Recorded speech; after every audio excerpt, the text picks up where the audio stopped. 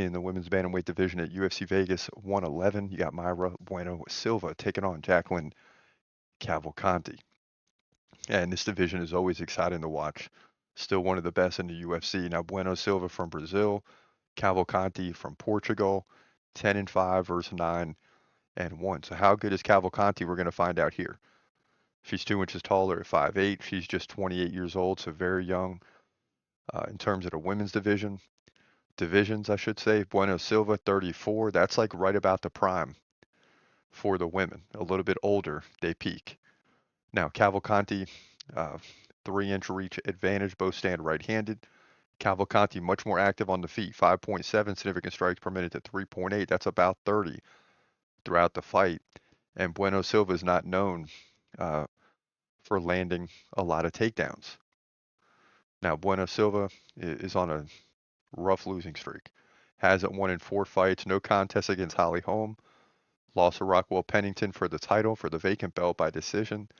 Macy Chiasson, second round KO.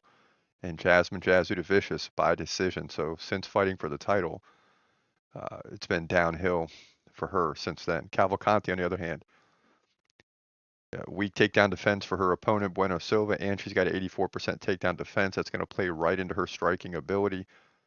She's on a 4-fight win streak in the UFC, winning all of them against Zara Farn, decision. Split decision over Josiane Nunes. Nora Cornell, split decision. Julia Avila, decision. So, and she's looking good in the stand-up game, beating them all except against Nora Cornell. It was pretty much, I mean, it was even 54 all. But, this is going to be a nice little test for Cavalcanti, but there's no reason to believe she's going to lose this fight. I see she is the favorite. That makes sense to me. I like Cavalcanti to get the job done here and roll right through Bueno Silva and maybe a finish late in round 2, early round 3. If we get past the midway point of round 3, it's obviously going to go to a decision. That's the way I see it playing out, but I'll be watching to see if she can get a finish. A finish will be huge and a step up. But Cavalcanti wins either way uh, with just sheer activity on the feet to move to 10-1 women's bantamweight division, UFC Vegas 111.